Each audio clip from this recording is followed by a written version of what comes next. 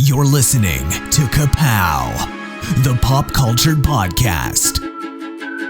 Comics, television, movies, and more. If it impacts fan culture, we have something to say about it. And now, your hosts, Jordan, Cliff, and Seth. Hey everybody, it's Ka-Pow, the pop culture podcast, back once again. Thanks for joining us. My name is Jordan Lowe. My name is Madison with two N's and a Y, but the Y isn't where you think it is. Yeah, that's where I thought it was going to be, but... It's all I heard. I'm today. Seth. Welcome to the Talk Club. Put down that wine glass, but if you're getting tipsy. First rule of Talk Club is you don't fight about Talk Club. We're already an hour into it, and they're just joining in. We said all the good stuff already. You should be a patron. Here, Cutting Room Floor Audio. It's pretty swell. It's where all the good stuff is. And now for the not so good stuff. Hey, my mom bought me a shirt this week. Nice. Right? That's my anecdote. So try and think of a shirt, the last possible shirt on the earth you would imagine me wearing. An eggplant Imagine. with a star eyes emoji. I don't know. What? So my mom, her favorite thing in the world is getting a bargain. All right? She loves yard sales. She loves Goodwill. If she can get a bargain on something, that makes her Don't week. tell me. No, I still want to guess this. Gucci. That's what I mean, it would be something like Rich or something, you know, where the last thing you want to advertise is like... Go the other way. Go the other. You're hitting your head the wrong way. So he was at a yard sale, and I've literally had to sit her down in the last couple of years. And I've said, Mom, please don't buy me anything else. Because if she can't find something she wants, don't buy me anything else ever. Like, if she can't find something she wants, she'll buy it for something. You know, it's cheap. I don't need one, but maybe somebody else will. So as long as it's a bargain, that's the only excuse she needs. That's the important thing. Yeah, she'll figure out where it goes later. But I said, I don't need any more clothes. My drawers are full of clothes. I don't need any more books. I've got a pile of books to read. Like, I'm good. I'm good. I need to Marie Kondo this place. Yeah. What else is there at yard sales? So she found these shirts, and she's like, I took all 3 shirts up, and I got them all for $1 at a yard sale. One had a Marvel Comics logo on it. Hey, awesome. That's nice. One was a Cincinnati Reds polo shirt. Sweet. And then the third one was something else. My Pretty Pony. No. Actually, I found a picture. I Googled and found a picture of it. So I can share my screen. It must be a popular shirt. Oh, man. Are we even getting close? I haven't heard any hots or colds. No. Opera. Oh. It was one of those hoodies that's made to be like 3 times too big for you, with a full-size face from head to toe to chest to waist of Pennywise the Clown from the most recent It movie. Just zoomed in as far as you can go. In that it's that really thin, like shiny material. Oh, nice. So it's and not comfy. Yeah, it's like real thin, so it wouldn't be like warm. wearing wrapping paper. Right. It wouldn't be warm in the least. And she's like, I was like, I can't wear that and would never wear that. Who would? I mean, how did that even get to the yard sale? Who wouldn't want that? I wonder how much she paid for it. 33 cents. They just I would feel bad throwing that in the garbage. Though. Yeah. They were just like, take it. I know you want these other 2 shirts. Please take this other one. Please, this has been killing all the children in the neighborhood. So I'm holding it up, looking at it, just being like, And she said something about the back, and I flip it over, exact same image on the back. Oh my god! So coming and going. Oh, nice. You've got Pennywise staring down at you. That is awful. And we hemmed and hawed, and I tried not to, be insulting, but we talked about it for a few minutes. She's like, "That's fine. Maybe one of the kids will wear it." Oh. And I was Maybe like, all of the kids. I said something. I was like, "Well, that's from It. That's the Stephen King." I thought that was the Joker. Oh I said, God. well, I wouldn't wear a Joker shirt like that either, but at least that makes a little more. Yeah, at least maybe you know me a little. You should have stopped at the Stephen King and be like, who's a Stephen King fan? That might be under the Christmas tree here. Oh man. You probably got 3 for $1. But she's like, "Oh, I guess his nose is red. Joker doesn't have a red nose." Wow. You should also wrap that up and give it to him for Christmas. Yes. That would be amazing. That would be. I would love that. Wow. Mail that right up I-77 all the way to the lake. So I got 2 new shirts that are all right, but one, I got 2 out of 3 is a pretty good ratio. According to Meatloaf. Nice. So, well, there's all kinds of stuff going on this weekend, guys, but right now it's the Mecca for us Disney fans, Disney adults, whatever you want to call us. Over in Anaheim. Whatever. What do they call you behind your back? I've heard that Disney adult term thrown around quite a bit lately, and I'm not sure if that's really an insult, like it's meant to be, but I only hope that we never lose sight of one thing, that was all started by a mouse. This is where the early planning is taking place for our so-called Disney World project. Mary Poppins, practically perfect in every way. As you can see on this map, we have a perfect location in Florida. Hello, I'm Michael Eisner. We call it Epcot. I'm Mary Poppins, y'all!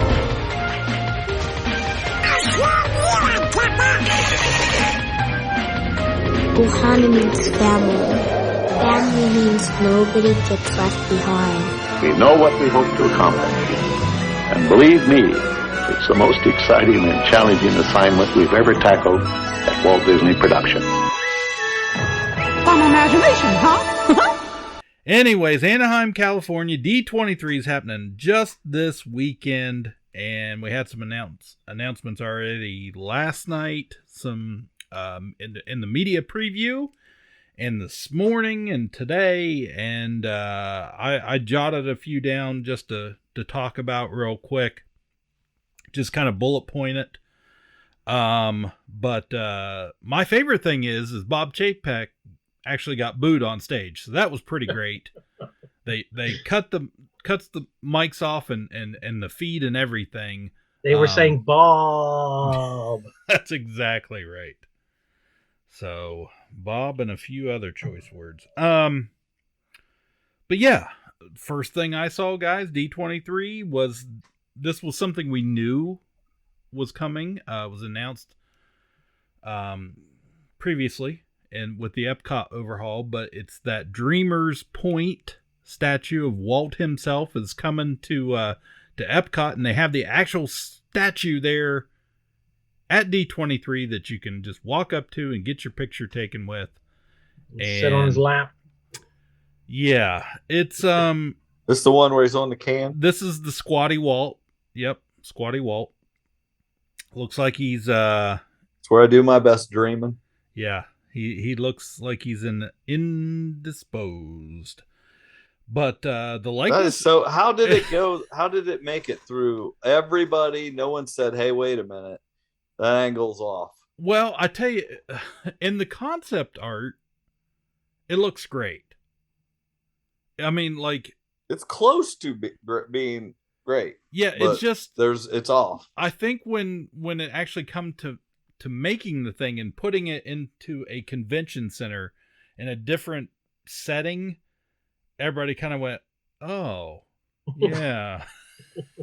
Like, I mean, that is instantly the thing that I dare anyone to not think that immediately when you see that. Yeah, it's just like he is. It's so weird because more Walt in the parks to me is always dropping a D23.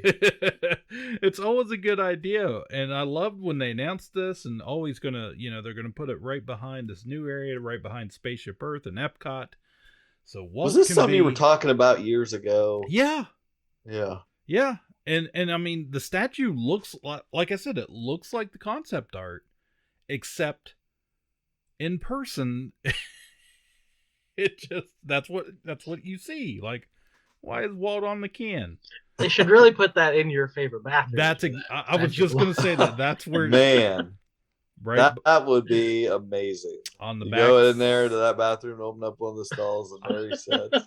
I would really feel like that was just for me.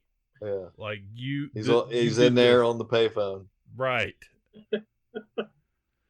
Yeah, right back there in the back of the Imagination Pavilion. Yeah, most people scroll through Instagram on the toilet. Right. Yeah. Walt's doing business on the payphone.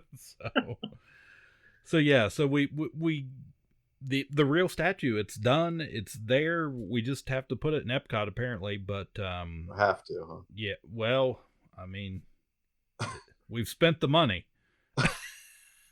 So it's not like Bob's really one to once he's spent the money not to do something with it, no matter how bad it is. So anyway, Squatty Walt coming to Epcot at the new Dreamers Point. And they also announced a new Avengers attraction for DCA over at Disneyland Resort in the Avengers campus. Going to be some kind of multiverse attraction where you go to battle with your favorite heroes by your side is the concept. Don't know much more than that. Cliff's using the lingo here for you noobs. DCA is Disney California Adventure. Sorry, yes. Disney's California Adventure over in Anaheim. That resort there, right across the Esplanade from Disneyland. And then the Y in Esplanade is not where you think it is.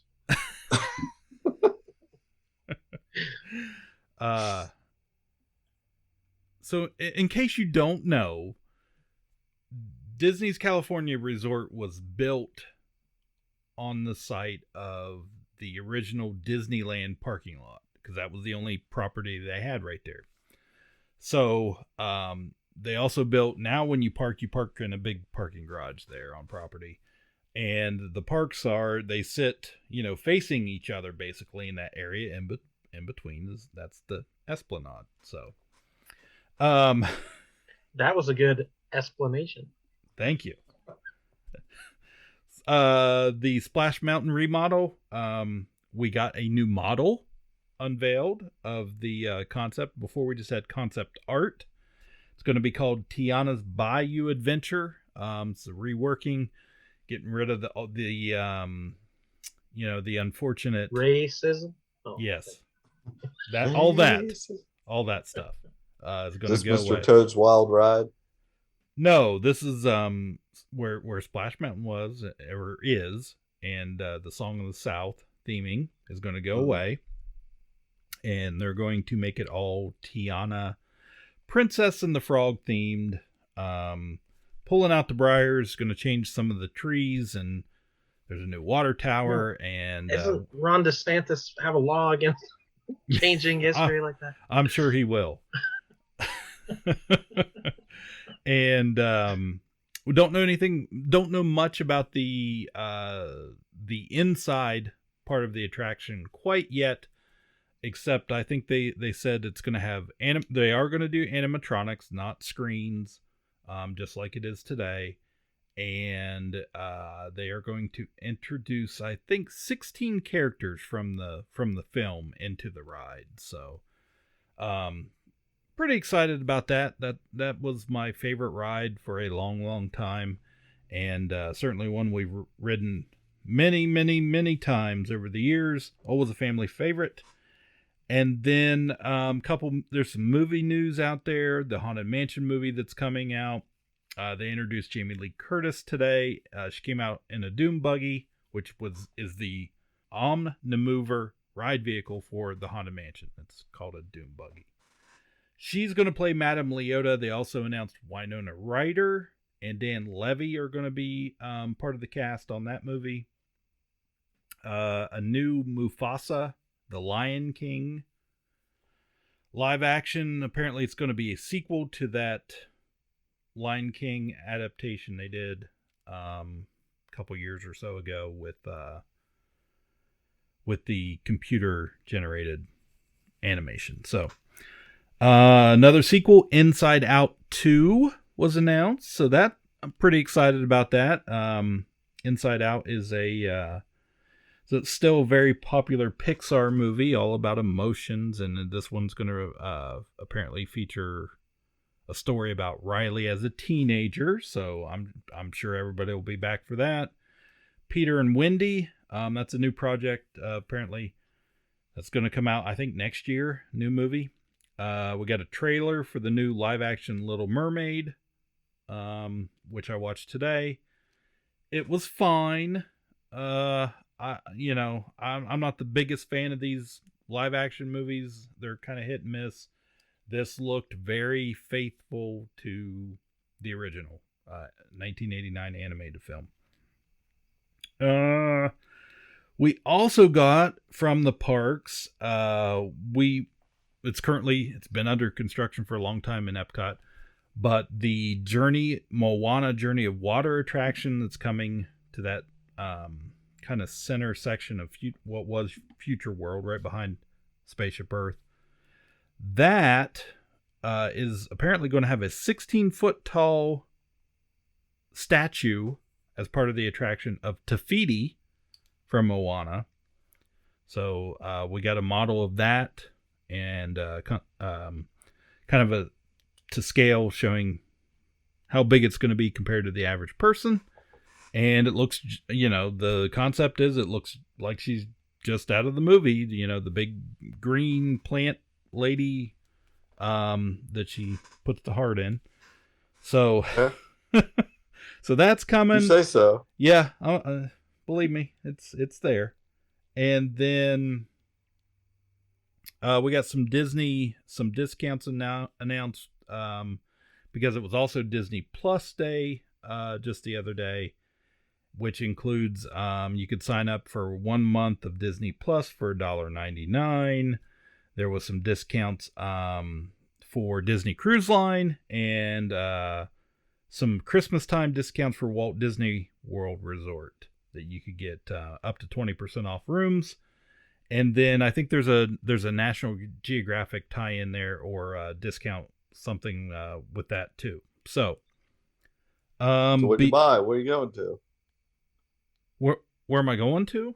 They got all these discounts. What'd you sign up for? Well, here's the deal. I have a trip planned for November. The discount was from December 11th. Yeah.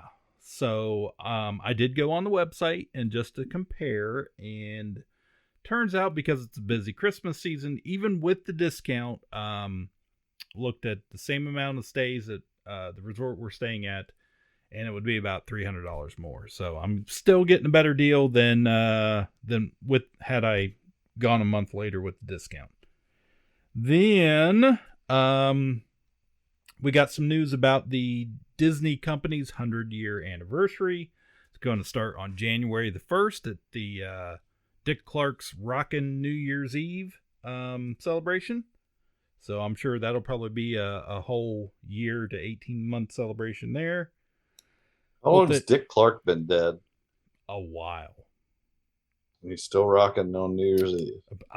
His trademark is. So I don't know about him. He might be rolling over in his grave. Also, we have officially our live action Ezra Bridger actor casting that's going to be on the Ahsoka Disney Plus show. Huh. His name is Iman Esfandi. And let me see if I can pull a picture up for you guys real quick here. He looks like Ezra Bridger. Looks like an older Ezra Bridger. That he does. So we got that news. And that's, for the most part, that's what I was interested in. I'm sure we'll get more announcements for the rest of the weekend. There was some other, some park news for parks in not in this country, so that's out there, but I don't think any of our listeners probably really cares too much about that. Yeah, there's got to be some Marvel news dropping, but I'm sure it's coming. Did you check out that new Pinocchio on Disney Plus Day? Not yet. I'm definitely going to watch it just because I think the look, the animation, Tom Hanks's Geppetto looks really good. But like we mentioned an episode or two ago, Pinocchio is a dark and strange movie. I gotta tell you, I remember we were laughing about that, of movies that scared us as kids, and I said Pinocchio, and you put an audio clip in there of the kid being turned into a donkey. Yeah. And I, like, the hair on the back of my neck stood up. Like, that, whoever that was, his performance was terrible. It's crazy. I can see it being played as, oh no, I'm a donkey. But he had, like, bone chilly, like, ah! Like, it was horrifying. When that kid just is the screaming, audio of it. So I can't imagine sitting in a theater as a 5-year-old back then, and that kid. I thought I was watching this past weekend. But it was at Elvis. Oh God! Mama, help me! Mama, turn it off. That's what was going on at my house. We tried to watch that movie. So, yes. So D23. Stay tuned. Maybe we'll have some more really good stuff coming out of that. I hope so. Fantastic.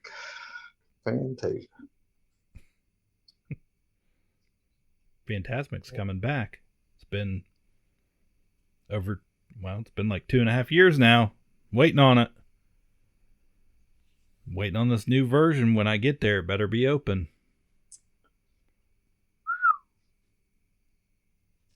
What now? There's something very important I forgot to tell you.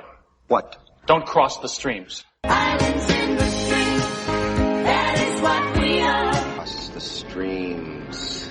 All my cheap movie channels are winding down. This is my last week of Showtime and Paramount Plus. That sounds like an old Hank Williams Jr. song. Don't encourage me to write a song between now and the end of it. All my cheap movie channels are winding down. That's Hank Williams, like the fifth. That's like the future Hank Williams, whose biggest problem isn't cheating women. It's just too many streaming options. Yeah. They're gonna take my Showtime away. So I watched. I told you all the stuff I watched on Paramount a couple episodes ago. I watched the Turtle Power. It was a documentary about the origins of the Ninja Turtles. I thought it was newer, but it was like filmed in like 2014, so there wasn't a whole lot of current information. But a ton of footage of like home movies and stuff for them back in the 80s, and very young guys, and it was interesting. I was watching on Paramount Detroiters. I watched the series, the 2 seasons, that Tim Robinson and Sam Richardson sitcom that was on Comedy Central. Very, very funny. And then I watched The Offer on Paramount, which was the series Seth had mentioned about the creation of The Godfather. I loved this show. It was excellent. They were so likable. Those two, him and what's her name? Dang, why can't I remember her name? Juno Temple. Yes, playing Betty or whoever she was. I don't know, but they were. His voice sounded so different than any other thing I've seen him in. Like, yeah, it was. It's really deep. Every movie I've seen Miles Teller in, I think of him as a kid. This was like he was an adult. Absolutely, he was. It was not. He was not a kid in this, and of course, that can't. We just talked about this the other day. What's the guy's name? Matthew Good. Yes. Who was Ozymandias in Watchmen. Yeah. Playing Robert Evans, super movie producer, a very tan guy, always has a cigarette and a scotch. I'm going to tell you, kid, you've got a future in this business. Like, this was one of my favorite performances I've seen this year on TV. He was amazing. And I'm not even the biggest, like, I don't rewatch Godfather every year. Like, I've only seen it a couple times. It's not, I like it, but it's not good movie, but it's not in my top 100. So, yeah, it wasn't like, okay, so this show starts, the first line in the show is somebody says, leave the cannoli.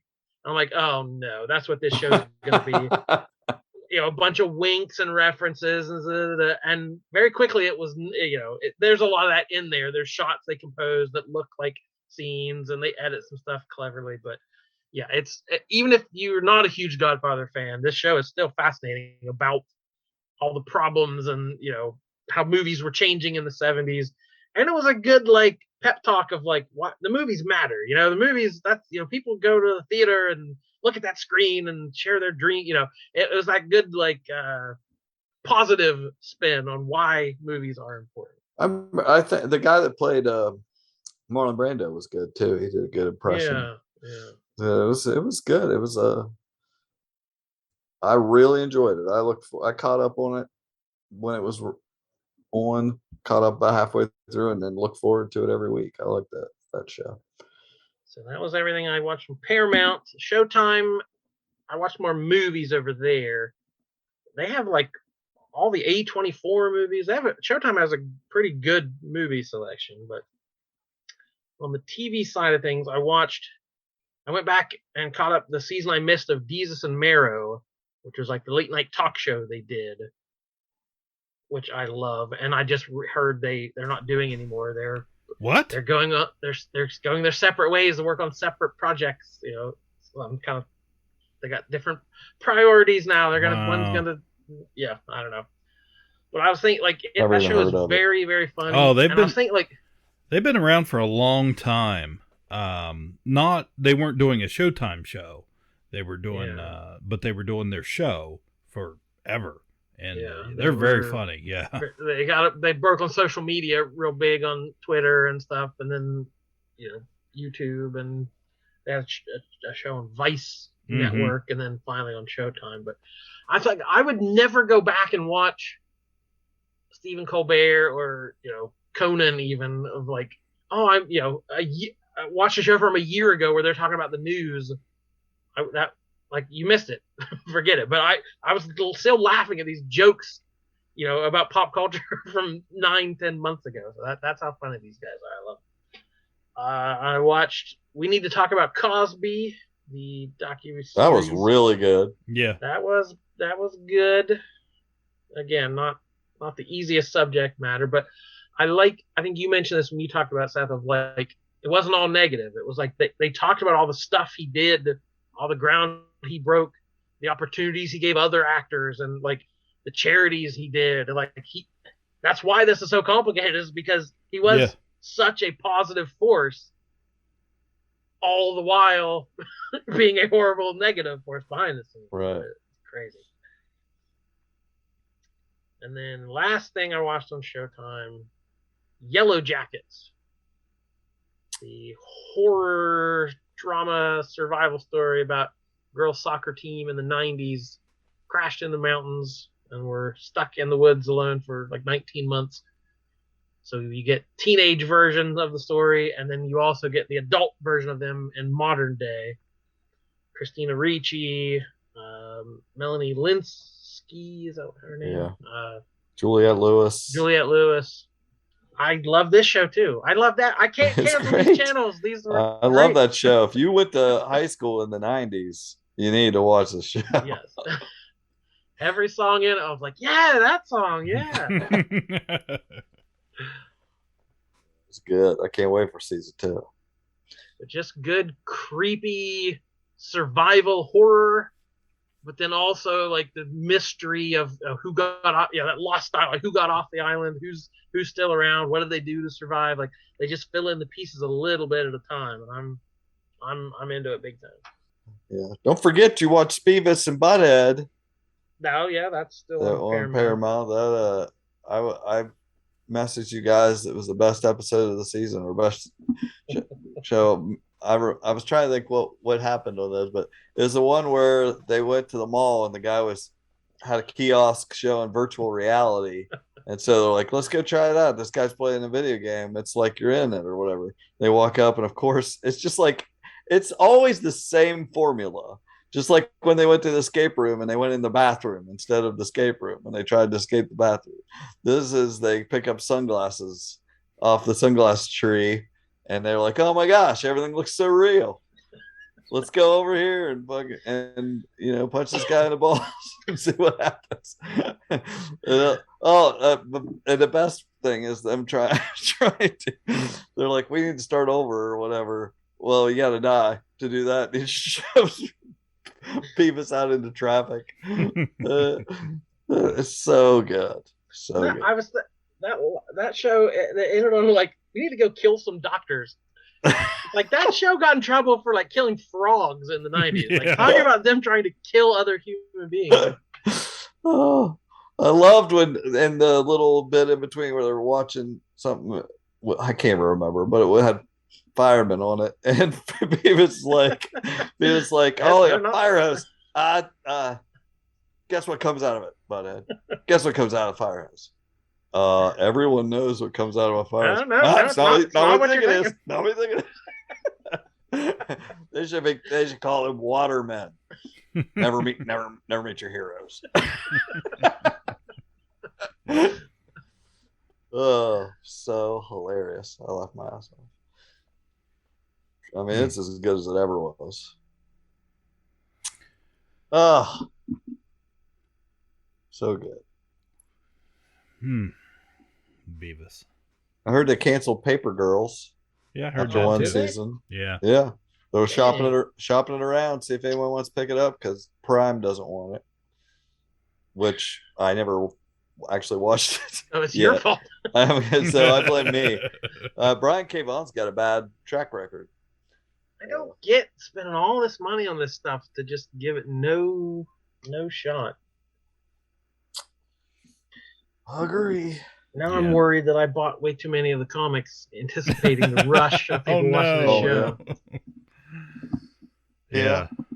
I saw that new. I know you guys aren't big on trailers or DC all the time, but there was in that order. Yeah, we got a new trailer for Black Adam, and I tell you, I don't know. I think it might actually be good. Like it looks interesting, and there seems to be an actual story there. You know, the anti-hero. I will never see this movie. I've never been so sure of anything in my life. I think it might actually be good. It's only there's only 2 movies being released by Warner Brothers for the rest of the year, and that's one of them. So that's something. Yeah. Well, I hope it's good. Well, that's a bummer because Paper Girls didn't really end. There's still a lot of story to go. So, well, maybe someone will pick it up. Yeah. A lot of people liked it. They liked it better than Why the Last Man, so maybe there's a little higher hopes. But I'm not going to hold my breath. I watched a show on Apple TV Plus called Blackbird. I'd heard nobody was watching it apparently, but a couple people said it was good. It's just a 6-episode miniseries, basically about based on a true story, and kind of adapted by LaLanne. Is it Dennis LaLanne? Is that his name? That guy who did like Mystic River and stuff like that. Jack LaLanne? No. LaLanne. Anyway, I like that. I mentioned author. Richard Simmons last episode. Yeah. Jack LaLanne this episode. I'm gonna get my juicer out. Yeah. That was wrong. That'd be a great title for a movie. Juicer, the Jack LaLanne story. Anyway, this has Taron Egerton, Paul Walter Hauser, Greg Kinnear, Ray Liotta, and it's good. It's not amazing, but I like this kind of show. It's like basically Taron Egerton plays this guy, who's doing some illegal stuff and goes to jail for it, but he kind of gets over sentenced, and the FBI tries to use him. They're like, yeah, we'll let you get out early if you go make friends with this guy on the inside of this really bad prison. We need to know where he buried the bodies, type thing. And Paul Walter Hauser plays the sicko, basically, that killed a bunch of people. And it is such an over-the-top performance, but it kind of works. That's the guy. That's Stingray from Cobra Kai, right? Yeah. Yes. The guy from. Yeah. He was I was trying to think what the first thing was. Wasn't he in the I, Tonya thing? Was that his first thing? He was Jeff Gillooly. Yeah. Or the Jeff Gillooly. Yeah. He'll always be Stingray to me. Yeah. Right. Anyway, I really enjoyed it. I was really into it. I loved the show. Ray Liotta was good. So he must have died during the filming of it or something, and or during the release of it anyway, when it was originally released. But I really liked it. So if you have Apple TV Plus, it's definitely worth checking out. Everybody's good in it, and it's a good true crime story. But yeah, how do you guys feel about Taron Egerton? Do we like him? There's nothing I've been like. I'd have to look and see. I never watched Rocket Man. One Job Time. Yeah, let's just do a quick one right now. It's probably the best thing I've liked it, man. I've seen Rocket Man several times, and I liked him in that. But the big, speaking of D23, the big thing we're waiting on is that Fantastic Four and X-Men casting news, one or the other. And everybody's been like, oh, he needs to be the new Wolverine and all this stuff. And I don't like that. Well, I tell you, here are the three names that have been heavily discussed: Taron Egerton, Daniel Radcliffe, and Keanu Reeves. Of course. Well, those are all stupid. So Keanu Reeves is too old. Yeah, and Daniel Radcliffe will be my best pick out of those, and he's just not big enough. Yeah, that's why he's the right height, but he's not big enough. I mean, acting. Well, I mean, they could fix that if a freaking yeah, sure. Well, I'm just saying if they got Walt sitting on a toilet, and if they can make Brett She-Hulk Goldstein looks Hercules, then they could make garbage. him. Harry Potter could play Logan. He would be my pick out of those three. I'll give you that much. Yeah, acting wise, you think? I would be so fine with not having some X-Men movies for a while. Well, it's been a while. I feel like it's still going to be a while. I do too. Well, we got a whole couple phases here to get through. Yeah. There have been. The thing with Disney, they're not very good at keeping... But I don't know how long you guys plan on living. I've seen more X-Men movies than a lifetime. I watched. I'm fine. There's nothing I anticipate more than this one franchise. I watched a fan trailer today for it's just a super cut of Mission Impossible stuff, and I was just like, talk about hair standing up on your arms. I was just like, oh my gosh, I just have to live for the next two Mission Impossible movies. Please.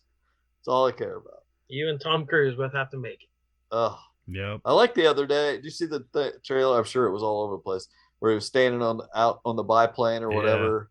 And he's like, see you at the movies. And then they turn the plane sideways and he's just still standing on it and all this stuff. And I'm like, man, Tom and Nicole are divorced and they're out here giving it up for the movies. Like, he's on a plane, she's in there, freaking heartbreak feels good in a place like this before every movie. Like, they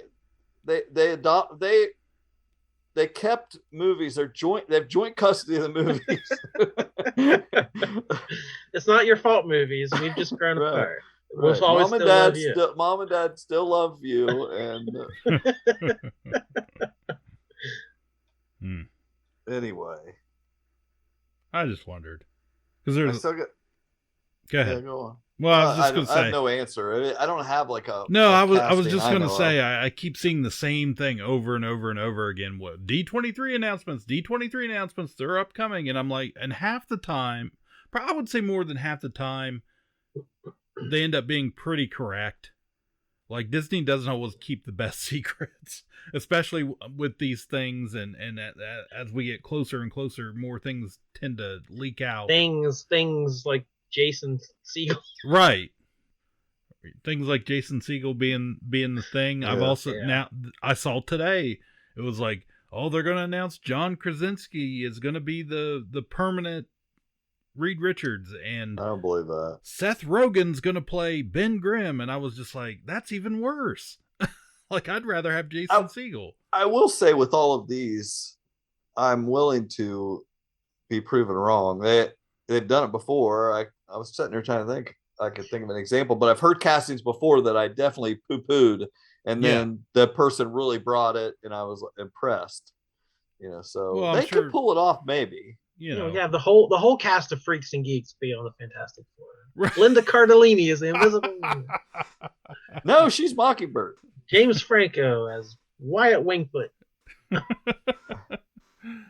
Oh my gosh. I'm all about, James Franco should definitely be involved. I don't know. Seth Rogen's got like a gravelly voice. If he tried to, if he did play it, his normal type. I like that. Like you said, anyone could do it. Yeah. Better than Jason Segel. I don't either. I don't like that better because he would do his laugh, that stupid laugh that he always does, and it just. I don't think it would work. They could cut that out. They have editors. Every time he laughs, they'll cut that out, put something else in. Okay, go ahead. Sorry. I was gonna say I'm still watching that Claim to Fame show I told you guys about. It ended this week. I haven't watched the finale yet, but this is a good show. This is a under the radar good show. Where the people game show where the people are just related to big stars, big celebrities, and they have to try to figure out and call out who the other people are to eliminate them from the game. And it's not like it's always by genetics. Like, these people kind of look, you could get it from seeing them sometimes because they're just a couple steps away, or like a nephew or a grandson or sister, brother. They are close enough relation. There's not something that where it's like by marriage is what I'm getting at. There's genetics involved, so it's a good and they've had, with the limited budget they've got a lot of the games or whatever challenges are more creative than half the Big Brother stuff. It's like I'm amused by it. So I hope they have a second season. I hope all these celebrities' relatives are getting on the horn, call them, say, I want to be on it next year. Because they had like some big relations this year. So it's worth checking out. And there's a couple people that are really good at it that have played their way to the end of the game. I'm curious to see who wins, or how having never had this show before, I don't know how it resolves itself, how you actually win it. I'm kind of curious, so it's pretty interesting. Anyway, I know I brought it up before. I watched a couple episodes of some show on Netflix called Untold. I assume it's popped up. One was the Manti Te'o thing, the girlfriend that didn't exist. He's like the original catfish. right? You know, and I saw a lot of people talking about that. It was good. It shows how the media really screwed him over and just didn't care what the real story was. It was like the story was the fake story was too good not to cover, make him look like he was in on everything. And there's no way you could watch this guy and think that he had anything to do with it. And he was such a star in college. He was the number one guy. Yeah, and his career just tanked after that. Get it all explained to you why, and like he really lays everything out there, talks about that, and a lot of it has to do with this whole controversy is how it affected him and stuff. So it was really good. The other episode I watched was the Tim Donaghy NBA ref scandal where he was, supposedly fixing games, and it was good too. So I may watch another episode or two of that if I find a subject that sounds interesting.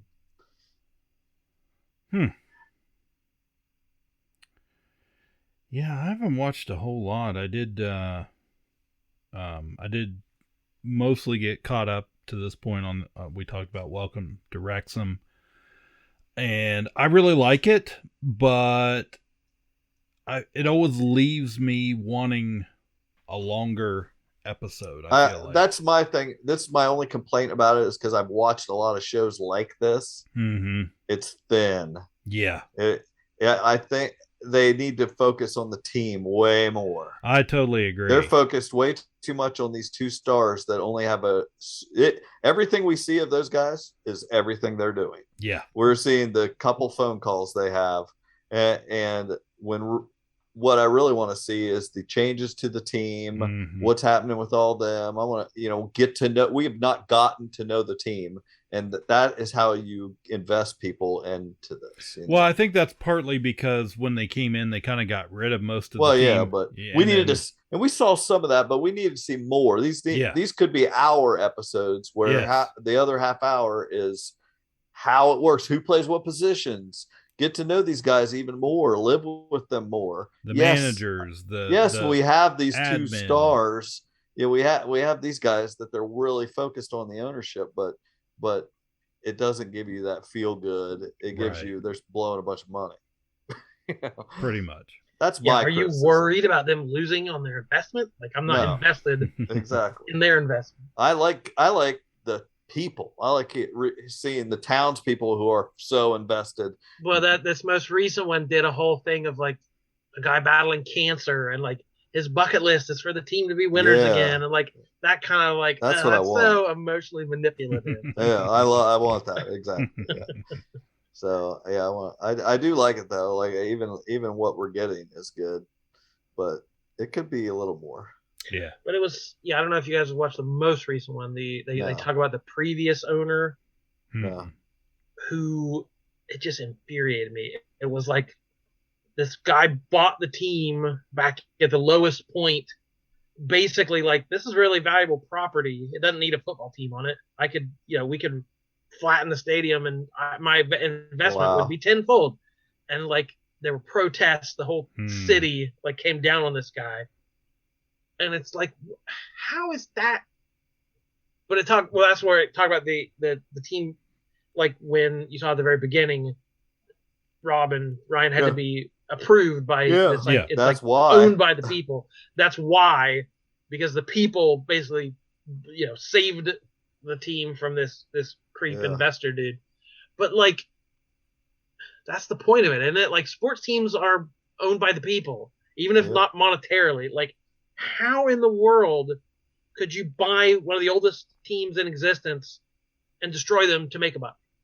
How could you take the Browns and move them to Baltimore? Ask Art Modell. You have the you have a contract, you got the money, but that's not yours. That existed before you were born. It'll exist way after you're dead. How is that? That shouldn't be allowed. I don't know. It's crazy. And it's to have a success story where it didn't happen is good, I guess, but I'm sure it's happened more than it hasn't happened. Well, that's a weird subject because like I feel the way you do, especially since I've lived through that. Oh yeah. And it blew everyone's mind around Yeah. here that he could even do that. Right. But every time like a major sports franchise moves to another city, I get those same feelings all over again. Like I feel so bad for that fan base.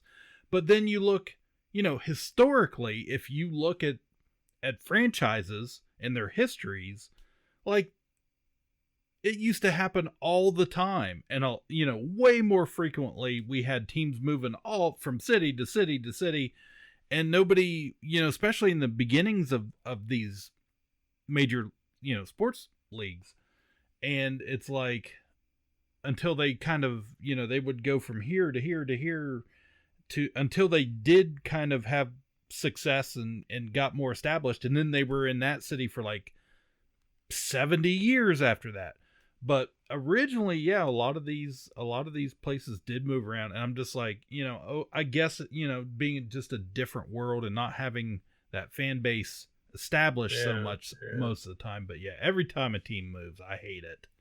And even that stuff, I'm a Reds fan. We live near, there's a lot of Pirates fans around here. Like, these teams that have owners that spend a tenth of the money their competitors do, don't even try to put a competitive team on the field. They're like, well, we have to maximize revenue in order to do. It's like, I don't care about your revenue. Like, it's not fair to the people who supported this, or to every other fan in baseball even. Like, the Dodgers, spend $300 million. They have to play the Reds, and they have to play the Yankees. Like, they're not even in the same ballpark. Forgive the pun, but like, there are no rules. There's no rule. You can run a team however you want to. Right. And as long as you don't get run out of town on with pitchforks, like, I guess we all just put up with it. And it's just not, I don't know. This, to me, it's bigger than you. And if you don't have the money to do it, get out of the way and let somebody else do it. But sports, I don't know. Sports are just, like I said, the show is about community and the city and history and family and pride and all this stuff. And it's like, it's to let one billionaire sit in his office and make all the decisions that affect thousands of other people. Like, they're all be the law. Communism, I guess, is what I'm advocating. Communism. Let's seize the means of production. Come on, comrades. That's why he's a Reds fan.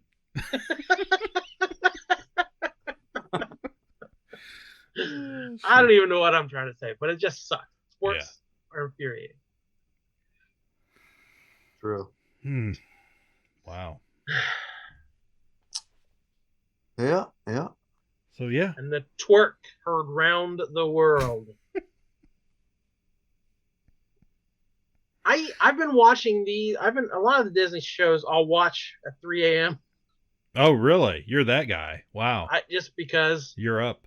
Part of me is like, I don't want to be told what to think about it. I want to see them first before someone tells me what I should be angry about. So, like, I watched this one right when it premiered. They did their little dance. I'm like, all right, that's a little silly. And I went to bed innocent. When I woke up the next morning, you'd think they had twerked the world sideways. Fandom had lots of opinions. Yeah. They were horrified by the silly dancing. Well, and in the was it the first episode when she learns how to do the Hulk clap? You better really watch out now. Yeah, I saw that meme. Yeah, I watched it. I didn't think, honest to God, I didn't think anything of it. I didn't know there was a big controversy about it or anything until later on. I just was like, okay, I don't know what the big deal is. I don't even remember I remember people being mad, and I was like, I had already watched it, and then people were mad, and I couldn't figure out why. Yeah, they were mad, and then when I was like, oh, that's what the why was not where I thought it was. I'm not even sure if it's mad. It's just like, there he goes again, ruining Marvel or what. It's something about it was offensive to them, but not in a way that don't be a snowflake. That's not offensive, but it's just like, somehow that had jumped the shark. The show had already jumped the shark for Marvel as a whole entity, but something about that pinpointed exactly what was wrong with it in some way I still can't articulate. This show is operating at a level that where you shouldn't take any. I mean, how anybody could get mad about anything on this show? Right. It's all at that level. It's all just whatever. All right, so spoilers for She-Hulk 3 and 4. The episode 3 was about the shape-changing as Guardian lady. They were suing because she Megan the Stallion convinced that sexist lawyer dude they were working with that got him to spend money on her and all this stuff. So that's the B story anyway. It didn't really matter, but so she starts the show saying this isn't one of those cameo every week shows except for Wong and Bruce and so I like that beginning. She-Hulk has been revealed to the public, and they showed YouTube comments and tweets of they showed the online backlash, which I'm sure was filmed before this show ever, got that kind of backlash. So this show knew where it was headed, and the toxic fan base, I think it understood that ahead of time and was already trying to sand that down. So we got Wong, Sorcerer Supreme showed up. He's like, we're not erasing everyone's memories. He knew that was not a good idea. So the main thrust of the episode was the parole hearing for Emil Blonsky. So we had Tim Roth for a longer segment of time. Yeah, I was a little surprised how much screen time he did get. Like, I thought it was just going to be a quick cameo to get people to watch, and that would be it. It did. I saw Incredible Hulk is on sometime this weekend. I set the button to record it because I have not watched that movie since 2008. So maybe I'll have a fresh set of eyes because I remember not liking it at all when I saw that. But maybe something new will click with me this time around. So on our way home, we meet the Wrecking Crew. If there was anything to be mad about, I was waiting for you to bring them up. Is we finally get the Wrecking Crew, and it's the weakest version I could think of. Yeah, he says, "What did you rob an Asgardian construction worker?" And they're like, basically, yeah, we did. But isn't that? I mean, I'm no Marvel guy, but isn't that who they are though? Like they're the ones that always get beat up at first. But they don't. They X-Men them. The way they made them regular looking people, just two regular looking people. Mm-hmm. It's just like a gang of whoever's. It's like the Wrecking Crew had costumes and stuff. So don't quit trying to make them look real world. Maybe we'll get there. Maybe this is just the origin story. Maybe. But during that fight, somebody tries to get a blood sample from Jen, and they say it doesn't work. He says the boss is going to be mad. So somewhere out there's a boss telling the Wrecking Crew what to do. We don't know who that might be just yet, but that's curious. That's basically it. And then we had the post-credit scene where the real Megan Thee Stallion was there, and they were twerking together, and it was, "I will kill for you, Megan Thee Stallion," which I think I read was like an ad lib because that Maslany is a huge fan of hers. Like, she says, "I will kill for you." Which, whatever. Okay, that's a sitcom thing. Have a pop star show up on your sitcom. Yeah. Make a joke. Like, that's not offensive to me in any way. Whatever. I thought it was great. I mean, throw as much crap as you can into these shows, as far as I'm concerned. It's just a silly show. Yeah. All right. Then we get to episode 4, which I thought was good. I think that was might be my favorite one yet. Mm-hmm. We have Magician Donnie Blaze. I hated that. I did not like this episode because that guy was so cringy, and it went on and on. I did like his hype man. The old man with the top hat was pretty funny. This guy's a stage magician that spent like a week training with Wong and the other trainees there on or whatever that place is called. Yeah. Camertage or whatever it is. And he kept his ring that could open portals, and he was using that in a stage show, which was how we get to meet Madison. Which, speaking of cringe, like when she first showed up, I was like, all right, that's enough. But much. The longer she was there, I liked her. She grew on you. So we meet Wong. We get to see Wong at home binging The Sopranos. Yeah, I'm sure they're like, if we're going to get Twitter outraged, let's go ahead and spoil The Sopranos. It's like, let's just do it all. We know we're going to get it. Let's just go all the way. Well, that's what she says when Wong shows up. Wong will give the show Twitter armor for a week. Yeah, like, we know fans like Wong, so put Wong in it, and they'll leave us alone and stop it. So again, I feel like this show is ahead of the curve and knowing what the complaints will be and not caring. So I love that. Yeah. Like they know that certain people are going to hate certain things, and they're doing them anyway. And I'm more than okay. All right, so this episode was she joining a online dating service and swiping right and trying to find true love, and finding that Jen in human form is unappealing and unattractive and just gross and horrible. Who could ever find her attractive? So she has to be She-Hulk to get attention, which is such a TV thing. That's putting glasses on a supermodel and saying, "Well, what a nerd! I'd never date her, boo." Give me a break. Yeah, that scene was a little on the nose. Yeah, but I mean, if you had your choice. Yeah. So this week or last week, I don't remember which. It's been a Gins are a dime a dozen. Yeah. Somebody actually made a filter on TikTok that you can use to make yourself look like She-Hulk. And it's quite effective. I bet it looks as good as what is on the show. Yes. And many females are using that filter, and they're using it in various stages of testing it out, in nude. Yeah. And sending it to their, partners or boyfriends or husbands. What's that rabbit hole link?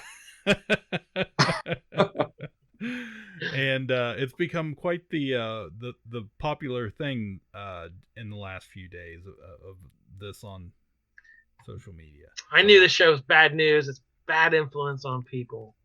So don't you two be sending me nudie pictures with a green filter. I don't want them. So yeah, the dating scenes were a little obvious. There's the guy checking his phone and looking at other women and not listening, and that's a bad dude. And we have the perfect guy, and he's a feminist, and he pays for dinner and whatever, but he finds Jen unattractive and he's not into it. That's dating in your 30s, I guess. We have a demon attack. We have an action scene, kind of a fun, multiversal magic nonsense of her fighting these monsters. Then at the end, we reintroduce Titania. She is suing She-Hulk over the trademark of the name. So we're gonna reintroduce the villain and put it in a legal setting of some sort. That's fine. And then the tag, Madison won over Wong, and they're hanging out watching TV. I'm talking about drinking. Right. Get some yak's milk and vodka. No, I thought that was clever though. That at the end, especially her as a lawyer, not thinking to trademark She-Hulk or her, image, and getting burned by that. So, yeah, I think it's been really good so far. It's just a lighthearted show that I don't have to think too hard about or worry about this or that so far. And yeah, heck yeah. I like it fun. So except for the Wrecking Crew. I did not like what they did to the Wrecking.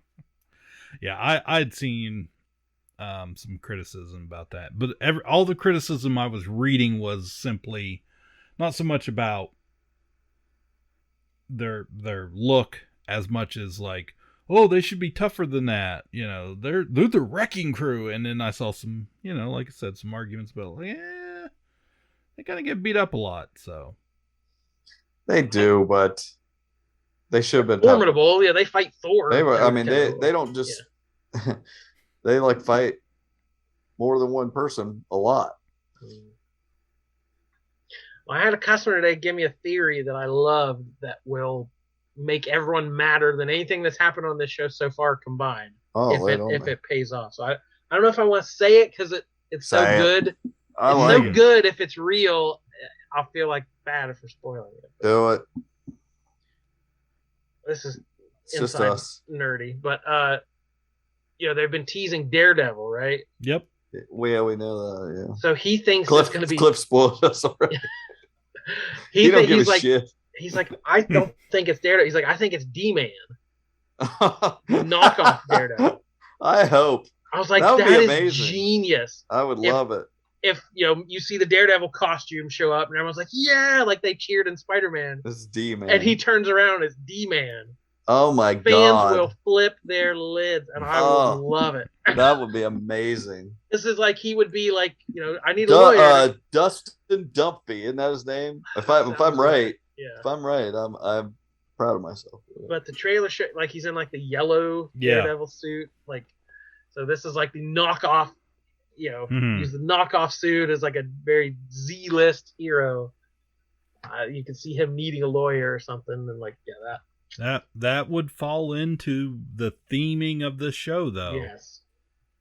I thought you were going to say Jason Segel. Dennis Dumpy. Sorry, it was Dennis Dumpy. Okay. See any relation to Phil? He's got a little Phil in him. So, yeah, that was a lot of stuff. Yeah. He was in Mark Greenwald's Cap Run. Good stuff. Well, thanks for hanging out with us once again. I assume that's it for tonight. Yeah. So we will see you shortly. My name is Jordan Love. I'm Cliff Barnes. I'm Seth. Bye forever. Ka-Pow, the pop cultured podcast, is intended for entertainment and information purposes only. Sounds, music, and clips played during the podcast are property of copyright holders. All original content is property of www.udownwithkpp.com. If you enjoyed this podcast, please subscribe and leave a comment. Ka-Pow, the pop cultured podcast, can be found on Apple Podcasts, Google Podcasts, Podbean, Spotify, and wherever podcasts can be found. You can connect with us through social media on Facebook, YouTube, at the Ka-Pow Podcast on Twitter, or email the show, Ka-Pow, the Pop Cultured Podcast @gmail.com.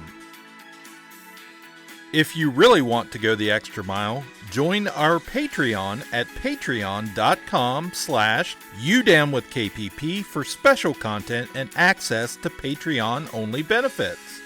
We are grateful for anyone who chooses to contribute, but please know that most of our content will remain free. So please continue to like, comment, and share.